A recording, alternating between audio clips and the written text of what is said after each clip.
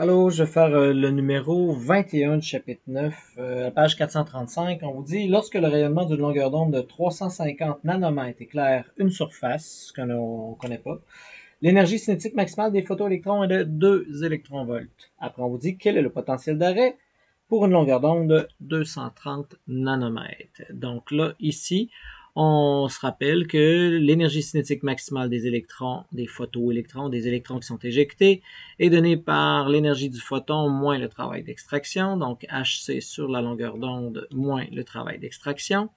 Donc ici, ce que je cherche à savoir, c'est le potentiel d'arrêt si j'ai une longueur d'onde de ça. Donc si j'ai une longueur d'onde de ça, je veux savoir le potentiel d'arrêt. N'oubliez pas que le potentiel d'arrêt, c'est EdV ici, là, c'est QdV. Donc comme j'ai expliqué dans le numéro E19. Donc ici, vous voyez QdV, je vais pouvoir trouver donc dV si j'ai le travail d'extraction. On n'a pas le travail d'extraction, donc l'information qu'on nous donne ici va me permettre de trouver le travail d'extraction qui va me permettre ensuite de pouvoir trouver l'énergie cinétique maximale lorsque j'ai cette longueur d'onde-là. Et je vais pouvoir le faire comme ça. Donc, ce qu'on va faire, on va trouver le travail d'extraction. Donc, trouvons le travail d'extraction. On a ça. On sait que l'énergie cinétique, c'est 1,2 électronvolts, donné par 1, 2, 4, 1 électronvolts nanomètre.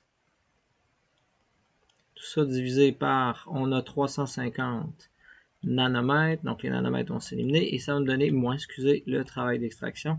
Et le travail d'extraction, qui est le type de matériau qu'on a, va donc être de 1, 2, 4, 1 divisé par 350, moins 1,2, j'arrive à 2,3457, 2,35 à peu près électronvolts. Donc, là maintenant, un coup qu'on a ça, 2, on veut trouver le potentiel d'arrêt. Donc, le potentiel d'arrêt, ce qu'on sait, c'est qu'on a toujours le même principe, Comax qui est égal à Hc sur longueur d'onde moins le travail d'extraction.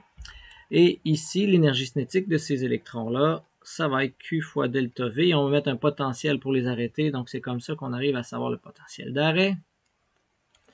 Moins est égal à, Hc sur longueur d'onde moins le travail d'extraction. Donc, si je cherche ça, je vais pouvoir le faire ainsi. Donc, j'ai E fois, parce que la charge, c'est l'électron, delta V, ici, arrêt, est égal à Hc, 1, 2, 4, 1 électronvolts nanomètres. Cette fois-ci, on a une lumière de 230 nanomètres, moins le travail d'extraction qu'on vient de trouver, qui est égal à 2,3457, environ 35 électronvolts. Et là, je me rends compte que ici, nanomètre, s'élimine, et j'ai des E, des E, des E partout. Alors ça, c'est la charge de l'électron. N'oubliez pas qu'électronvolt, c'est pas une unité. Électronvolt, c'est électron, la charge de l'électron fois volt. En vrai, ça serait des joules si j'avais mis 1,602 partie moins 19. Souvent, on va penser qu'électronvolt, c'est une unité. On va le dire de cette façon-là. C'est pas tout à fait vrai, en vrai. Je sais pas si vous voyez, c'est quelque chose comme un peu comme si j'avais mg, puis finalement, je donne mon poids en 10G. Donc, j'ai des G, c'est pas tout à fait des newtons, là, tu sais, je sais pas si vous voyez un peu l'idée, là.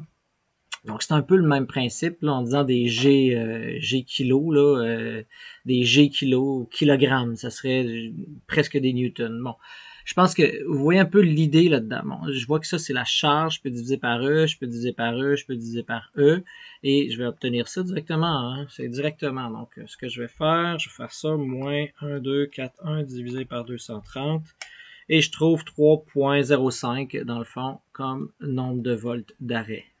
Donc 3,05 volts. Il me reste juste des volts, il n'y a plus d'électrons. C'est tout simple.